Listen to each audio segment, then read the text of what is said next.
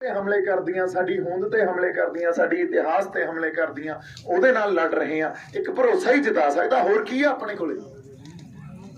ये जज्बा ही है ना जिहड़ा आपां इत्थे इकट्ठे होए फिरदे हैं। पर उस वेले जरनैल दा साथ दिता सी कौम ने। अज वो 40 सालों तो जरनैल साडे विच आ, सरदार सिमरनजीत सिंह मान, पर कौम हमेशा निराशता दिंदी है उन्होंने। ਅਸੀਂ ਆਪਦੇ ਜਰਨੈਲ ਨੂੰ ਪਛਾਣ ਹੀ ਨਹੀਂ ਸਕੇ। ਕਦੇ ਅਸੀਂ ਕਾਂਗਰਸ ਵਾਲਿਆਂ ਨੂੰ ਜਰਨੈਲ ਮੰਨ ਕੇ ਭਾ ਲੈਂਦੇ ਆ, ਕਦੇ ਅਸੀਂ ਉਹ ਜੋ ਸਾਡੇ ਚੋਂ ਹੀ ਸਾਡੇ ਵਰਗੇ ਪਰ ਚੱਲਦੇ ਦਿੱਲੀ ਤੋਂ ਉਹਨਾਂ ਨੂੰ ਆਪਦੇ ਜਰਨੈਲ ਮੰਨ ਕੇ ਅੱਗੇ ਲਾ ਲੈਂਦੇ ਆ। ਤੇ ਹੁਣ ਇੱਕ ਨਵਾਂ ਜਰਨੈਲ ਕੇਜਰੀਵਾਲ ਦੇ ਰੂਪ 'ਚ ਸਾਡੇ ਕੋਲੇ ਸਾਡੇ ਤੇ ਥੋਪਿਆ ਜਾ ਰਿਹਾ, ਅਸੀਂ ਉਹਨੂੰ ਅੱਗੇ ਲਾਉਣ ਨੂੰ ਫਿਰਦੇ ਆ ਵੀ ਇੱਕ ਮੌਕਾ ਇਹਨੂੰ ਵੀ ਦੇ ਦਿਓ ਯਾਰ। ਜਿਵੇਂ ਕੋਈ ਖੇਡ ਰਹੇ ਹੁੰਦੇ ਆ ਵੀ ਇੱਕ ਰੇਡ ਇਹਨੂੰ ਵੀ ਪਾ ਲੈਣ ਦੋ ਯਾਰ, ਦੇਖੀ ਜਾਊ, ਜੇ ਰਹਿ ਗਿਆ ਜੇ ਆ ਗਿਆ ਨੰਬਰ ਲੈ ਕੇ। ਇਹ ਕੋਈ ਰੇਡ ਪਾਉਣ ਵਾਲੀ ਕੋਈ ਸਰਕਲ ਕਬੱਡੀ ਥੋੜੀ ਖੇਡੀ ਜਾ ਰਹੀ ਹੈ। ਇਹਦਾ ਬੜਾ ਗੰਭੀਰ ਵਿਸ਼ਾ ਸਾਡੀ ਹੋਂਦ ਦੇ ਮਸਲਿਆਂ ਦਾ, ਸਾਡੀ ਇੱਥੇ ਜੋ ਪਾਣੀਆਂ ਦੀ ਲੁੱਟ ਖਸੁੱਟਾ, ਸਾਡੇ ਇੱਥੇ ਜਿਸ ਤਰ੍ਹਾਂ ਦਾ ਪ੍ਰਵਾਸ ਹੋ ਰਿਹਾ, ਸਾਡੀ ਖੇਤੀਬਾੜੀ ਮਾਡਲ ਦਾ 1.5 ਸਾਲ ਸੰਘਰਸ਼ ਕੀਤਾ, ਅਸੀਂ ਕਿਸਾਨੀ ਸੰਘਰਸ਼ 'ਚ ਰਹੇ ਹਾਂ। ਉਸ ਸੰਘਰਸ਼ ਤੋਂ ਬਾਅਦ ਵੀ ਸਾਡੇ ਤੇ ਕਰਜ਼ਿਆਂ ਦਾ ਕਿੱਡਾ ਗੰਭੀਰ ਵਿਸ਼ਾ।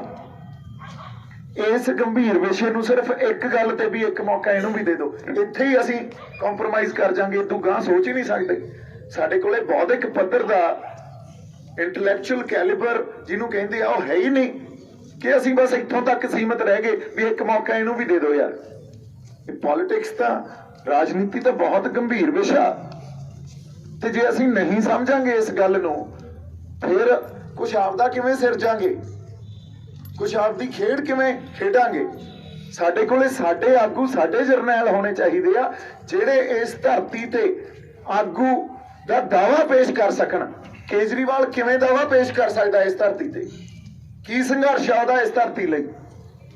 ਉਹਨੇ ਜੇਲਾਂ ਕੱਟੀਆਂ, 40 ਸਾਲ ਹੋ ਗਏ ਉਹਨੂੰ ਇਸ ਧਰਤੀ ਤੇ ਜੇਲਾਂ ਕੱਟਦੇ ਨੂੰ, ਤਸੀਹਾਂ ਝੱਲਦੇ ਨੂੰ ਨਹੀਂ ਹੋਏ। ਪਰ ਮਾਨ ਸਾਹਿਬ ਦੇ ਪਿੱਛੇ ਤਾਂ 4 ਦਹਾਕੇ ਪਏ ਆ, ਹਜੇ ਤੱਕ ਬੇਦਾਗ ਖੜੇ ਆ, ਤੇ ਅਸੀਂ ਪਛਾਣ ਹੀ ਨਹੀਂ ਸਕੇ ਵੀ ਸਾਡਾ ਜਰਨੈਲ ਤੇ ਸਾਡਾ ਆਗੂ ਕੌਣ ਆ।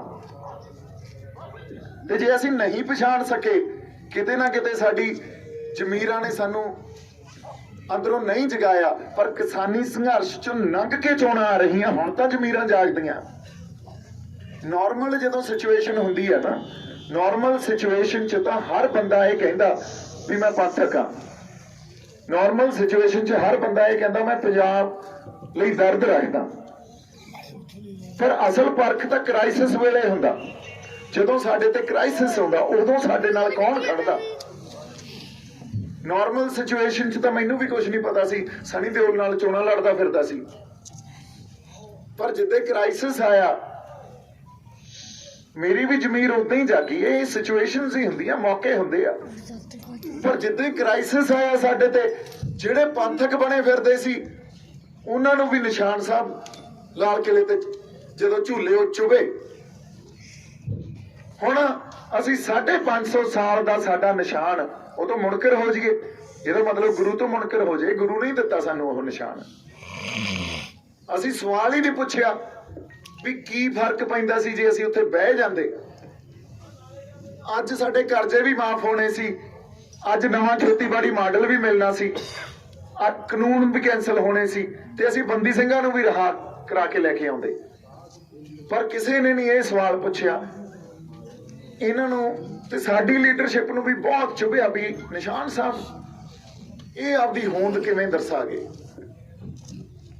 ਹੋਂਦ ਤਾਂ ਜਿਹੜਾ ਜਜ਼ਬਾ ਇਹ ਵਾਰ-ਵਾਰ ਦਰਸਾਉਂਦਾ ਰਹੂਗਾ। ਬਾਣੀ ਦਾ ਪ੍ਰਵਾਹ ਤਾਂ ਐਂ ਚੱਲਦਾ ਰਹੂਗਾ। ਅਸੀਂ ਕਿੱਥੇ ਖੜੇ ਆ, ਕਿਹੜੇ ਪਾਸੇ ਆਉਣੇ ਆ ਜਦੋਂ ਕ੍ਰਾਈਸਿਸ ਆਉਂਦਾ, ਗੱਲ ਤਾਂ ਉੱਥੇ ਆ। ਅੱਜ ਫੇਰ ਇੱਕ ਮੌਕਾ ਇਹ ਆਇਆ ਵੀ ਸਾਡਾ ਜਰਨੈਲ ਸਾਡੇ 'ਚ ਆ ਕੇ ਕਹਿੰਦਾ ਵੀ ਚਲੋ ਕੋਈ ਸਾਡੀ 1 2 5 ਆਵਾਜ਼ਾਂ ਤਾਂ ਗੂੰਜਣ ਅਸੈਂਬਲੀ 'ਚ। ਠੀਕ ਆ, ਹੋ ਸਕਦਾ ਅਸੀਂ ਸਰਕਾਰ ਬਣਾਉਣ ਦੀ ਪੋਜੀਸ਼ਨ 'ਚ ਨਾ ਹੋਈਏ, ਹੋ ਸਕਦਾ ਉਹ ਕਿਹੜਾ ਫਤਿਹ ਕਰਨ ਦੀ ਪੋਜੀਸ਼ਨ 'ਚ ਆਪਾਂ ਨਾ ਹੋਈਏ, ਪਰ ਤੁਰ ਤਾਂ ਪਏ ਆ ਨਾ। ਜੇ ਤੁਰ ਪਏ ਆ ਤੇ ਜੇ ਅੱਜ ਇੱਕ ਆਵਾਜ਼ ਵੀ ਗੂੰਜਦੀ ਆ ਸਾਡੀ ਅਸੈਂਬਲੀ 'ਚ, ਅਗਲੀ ਵਾਰ ਨੂੰ ਆਪਾਂ ਕਿਲਾ ਵੀ ਫਤਿਹ ਕਰ ਲਾਂਗੇ।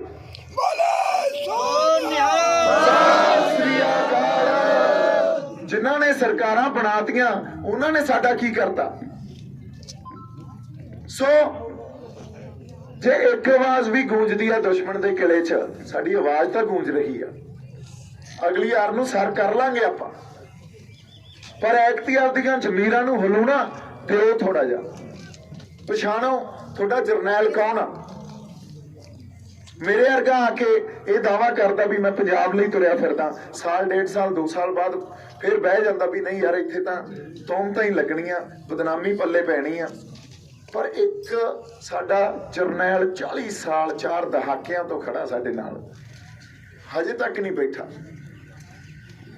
ਹਜੇ ਤੱਕ ਸਾਡੀ ਕੌਮੀਅਤ ਦੀ ਗੱਲ ਨੂੰ ਜਿਉਂਦਾ ਰੱਖਿਆ, ਹਜੇ ਤੱਕ ਸਾਡੀ ਸੋਵਰੇਨਟੀ ਨੂੰ, ਪਾਤਸ਼ਾਹੀ ਦਾਅਵੇ ਨੂੰ ਜਿਉਂਦਾ ਰੱਖਿਆ। ਹੋਰ ਕਿਸੇ ਧਿਰ ਨੇ ਜਿਉਂਦਾ ਰੱਖਿਆ ਹੋਵੇ? ਜਿਹੜੀਆਂ ਆਰਗੇਨਾਈਜੇਸ਼ਨਸ ਵੀ ਆ ਛੋਟੀਆਂ ਛੋਟੀਆਂ ਬਣੀਆਂ ਹੋਈਆਂ, ਉਹ ਵੀ 40 ਕੁ ਬੰਦਿਆਂ ਤੱਕ 30 ਬੰਦਿਆਂ ਤੱਕ ਸੀਮਤ ਆ, ਪਰ ਇੱਕ ਸਾਡੇ ਜਰਨੈਲ ਨੇ ਆਪਦੀ ਪੂਰੀ ਪਾਰਟੀ ਖੜੀ ਰੱਖੀ ਆ। ਜਿੰਨਾ ਮਰਜ਼ੀ ਹਾਲਾਤਾਂ 'ਚ ਲੰਘੇ ਪਰ ਖੜੇ ਤਾਂ ਹੈ ਨਾ। ਅੱਜ ਅਸੀਂ ਉਸ ਮੰਚ ਤੇ ਆ ਕੇ ਗੱਲ ਤਾਂ ਕਰਨ ਜੋਗੇ ਹੈ।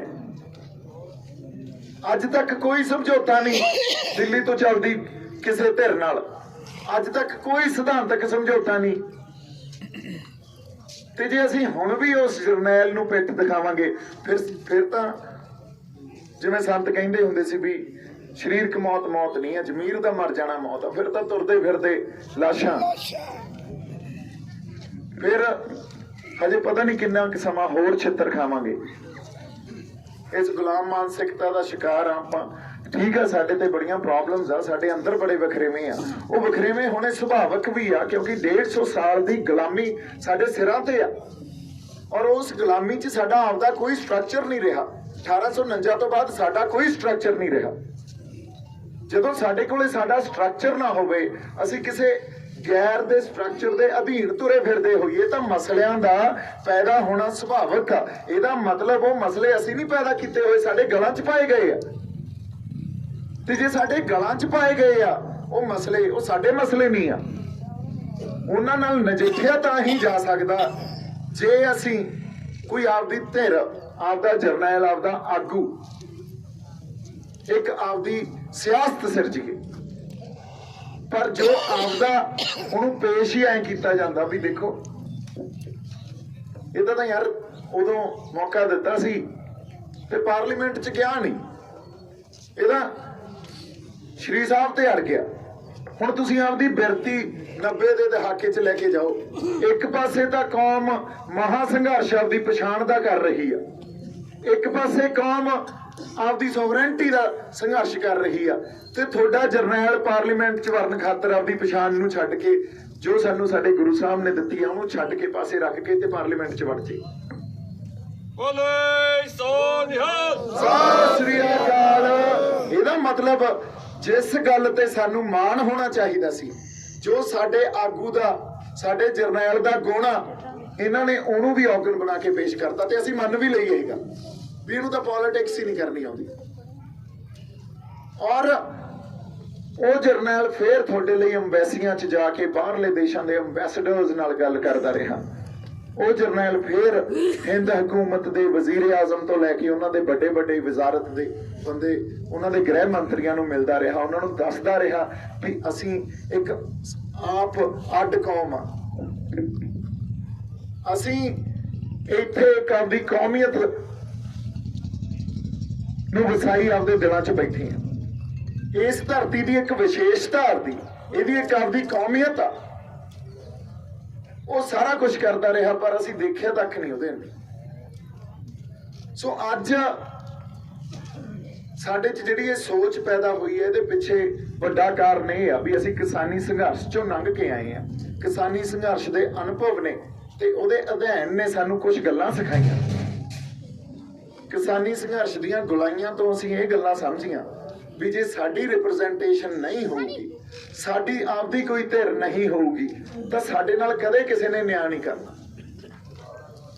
ਸੋ ਆਪਦੇ ਜ਼ਮੀਰਾਂ ਨੂੰ ਸਰਹੰਦ ਫਤਿਹ ਤਾਂ ਹੀ ਹੋਊ ਜੇ ਕੌਮ ਨਾਲ ਤੁਰੂ, ਤੇ ਗੁਰੂ ਨੂੰ ਤਾਂ ਭਰੋਸਾ ਸੀ ਵੀ ਕੌਮ ਨਾਲ ਤੁਰੂ। ਜਦੋਂ ਬਾਬਾ ਬੰਦਾ ਸਿੰਘ ਬਹਾਦਰ ਨੂੰ ਭੇਜਿਆ ਸੀ, ਤੇ ਅੱਜ ਕੌਮ ਕਿਉਂ ਨਾ ਨਾਲ ਤੁਰੂ? ਭਰੋਸਾ ਤਾਂ ਅੱਜ ਵੀ ਆ ਨਾ। ਜੇ ਅਸੀਂ ਗੁਰੂ ਤੋਂ ਬੇਮੁਖ ਹੁੰਨੇ ਆ, ਬਦਾਵਾ ਲੈ ਕੇ ਆਪਦੀ ਪਿੱਠ ਘੜ ਕੇ ਖੜੇ ਹੁੰਨੇ ਆ, ਫਿਰ ਇਹ ਤੁਹਾਡੇ ਤੇ ਗੁਰੂ ਚ ਗੱਲ।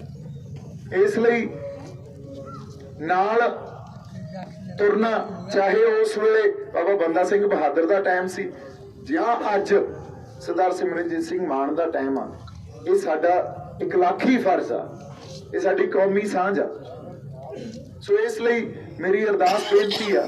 ਬਾਕੀ ਇਹ ਜ਼ਰੂਰ ਆ ਵੀ ਆਪਾਂ ਚੋਣਾਂ ਨੂੰ ਲੈ ਕੇ ਹੋਰ ਬੜੀਆਂ ਗੱਲਾਂ ਕਰ ਸਕਦੇ ਹਾਂ, ਇੰਪਲੋਇਮੈਂਟ ਦੀ ਗੱਲ ਕਰ ਸਕਦੇ ਹਾਂ, ਆਪਾਂ ਇੱਥੇ ਐਜੂਕੇਸ਼ਨ ਦੀ ਗੱਲ ਕਰ ਸਕਦੇ ਹਾਂ, ਆਪਾਂ ਇੱਥੇ ਇਨਫਰਾਸਟ੍ਰਕਚਰ ਦੀ ਗੱਲ ਕਰ ਸਕਦੇ ਹਾਂ, ਆਪਾਂ ਮਾਡਰਨ ਜਿਹੜੀ ਮਾਡਰਨ ਪੋਲਿਟਿਕਸ ਦਾ ਰੂਪ ਆ ਉਹਦੀ ਵੀ ਗੱਲ ਕਰ ਸਕਦੇ ਹਾਂ।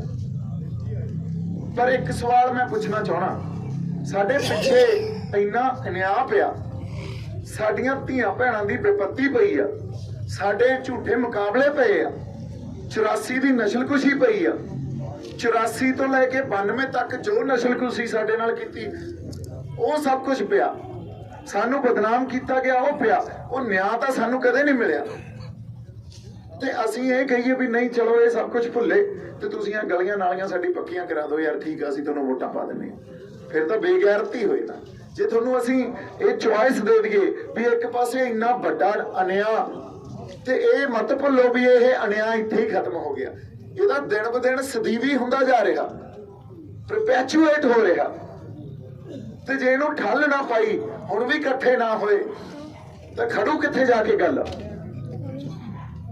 ਇਨਜਸਟਿਸ ਜਿਹੜੀ ਆ ਉਹ ਕੌਮਾਂ ਨੂੰ, ਕੌਮਾਂ ਦੇ ਦਬਦਬੇ ਨੂੰ ਖਤਮ ਕਰ ਦਿੰਦੀ ਆ। ਇੱਕ ਗੱਲ ਬੜੇ ਸੁਹਿਰਦਤਾ ਨਾਲ ਸਮਝਣ ਵਾਲੀ ਆ, ਉਹ ਇਹ ਆ ਵੀ ਤੁਹਾਡਾ ਦਬਦਬਾ ਉਦੋਂ ਤੱਕ ਹੀ ਆ, ਤੁਹਾਡੀ ਐਗਜ਼ਿਸਟੈਂਸ ਉਦੋਂ ਤੱਕ ਹੀ ਹੈ ਜਦੋਂ ਤੱਕ ਤੁਸੀਂ ਜੰਗ ਦੇ ਮੈਦਾਨ 'ਚ ਤਕੜੇ ਹੋ। ਇਹ ਜਿਹੜੇ ਕਹਿੰਦੇ ਆ ਨਾ ਅੱਜ ਦੀ ਇੱਕ ਮਾਡਰਨ ਐਜੂਕੇਸ਼ਨ, ਬਾਈ ਜੀ ਉਹ ਪਿੱਛੇ ਇੱਕ ਮਾਡਰਨ ਐਜੂਕੇਸ਼ਨ ਨੇ, ਇੱਕ ਨਵੇਂ ਗਿਆਨ ਵਿਗਿਆਨ ਨੇ ਇੱਕ ਹੋਰ ਬੜੀ ਗੱਲ ਪ੍ਰਚਲਿਤ ਕਰਤੀ, ਕਿਉਂਕਿ ਤੁਹਾਨੂੰ ਸਲੇਵਸ ਬਣਾਉਣਾ, ਤੁਹਾਨੂੰ ਗੁਲਾਮ ਬਣਾਉਣਾ ਵੀ ਵਿਚਾਰਾਂ ਦਾ ਸਮਾਂ ਯਾਰ। ਇਹ ਤਾਂ ਇੱਥੇ ਜਿਹੜੀ ਵਾਇਲੈਂਸ ਕੁਝ ਨਹੀਂ ਕਰ ਸਕਦੀ, ਅਸੀਂ ਵਾਇਲੈਂਸ ਨੂੰ ਪ੍ਰਮੋਟ ਨਹੀਂ ਕਰ ਰਹੇ, ਪਰ ਤੁਹਾਨੂੰ ਇੱਕ ਗੱਲ ਸਮਝਣੀ ਜ਼ਰੂਰ ਚਾਹੀਦੀ ਹੈ, ਡਾਂਗ ਸੋਟੇ ਵਾਲੀ ਜੁਰਤ ਵੀ ਕੌਮ 'ਚ ਹੋਣੀ ਚਾਹੀਦੀ ਹੈ। ਉਹ ਤੋਂ ਬਿਨਾਂ ਕੌਮ ਦਾ ਦਬਦਬਾ, ਕੌਮ ਦੀ ਐਗਜ਼ਿਸਟੈਂਸ ਨੂੰ ਖਤਰਾ। ਕਿਉਂ? ਕਿਉਂਕਿ ਜਿਹੜਾ ਇਹ ਮੁਲਕ ਆ ਇਹਦੀ ਐਗਜ਼ਿਸਟੈਂਸ ਵੀ ਵਾਇਲੈਂਸ ਤੇ ਖੜੀ ਆ। ਕਿਵੇਂ ਵਾਇਲੈਂਸ ਤੇ ਖੜੀ ਆ?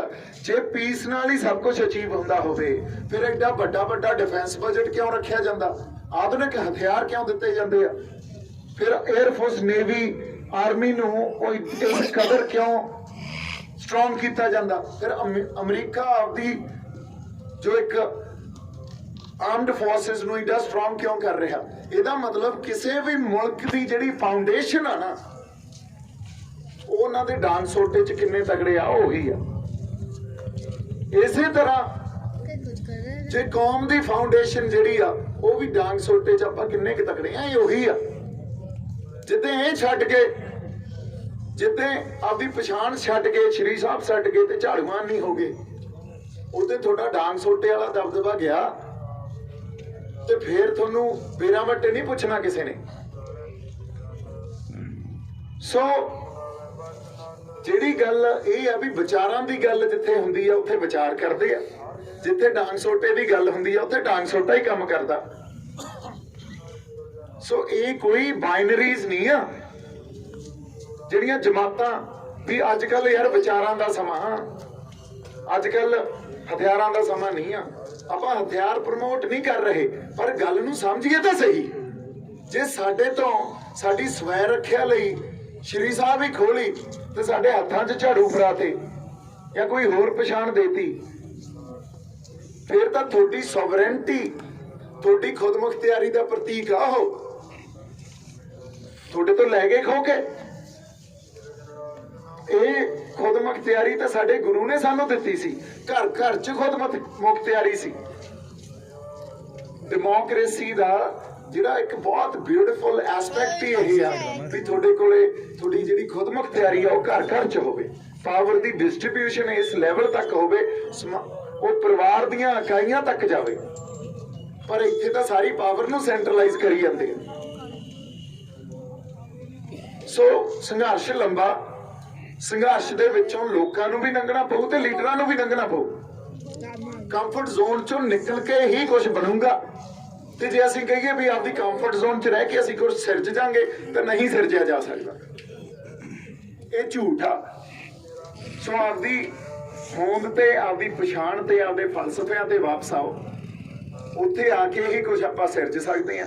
ਫੇਰ ਹੀ ਪੰਜਾਬ ਨੂੰ ਕਿਸੇ ਨਵੇਂ ਸਿਰਿਓਂ ਆਪਾਂ ਕੋਈ ਸੇਧ ਦੇ ਸਕਦੇ ਹਾਂ। ਇੰਨੀਆਂ ਕੁ ਗੱਲਾਂ ਕਰਨੀਆਂ ਸੀ। ਮਾਨ ਸਾਹਿਬ ਨੂੰ, ਸਰਦਾਰ ਮਾਨ ਸਿੰਘ ਮਾਨ ਜੀ ਨੂੰ ਇੱਥੋਂ ਜਿਤਾ ਕੇ ਭੇਜੋ, ਇਹ ਸਾਡਾ ਇੱਕ ਲਾਖੀ ਫਰਜ਼ ਆ। ਇੱਕ ਪਰਿਵਾਰਕ ਸਾਂਝ ਆ ਸਾਡੀ, ਇੱਕ ਕੌਮੀਅਤ ਦੀ ਵੀ ਸਾਡੀ ਸਾਂਝ ਆ।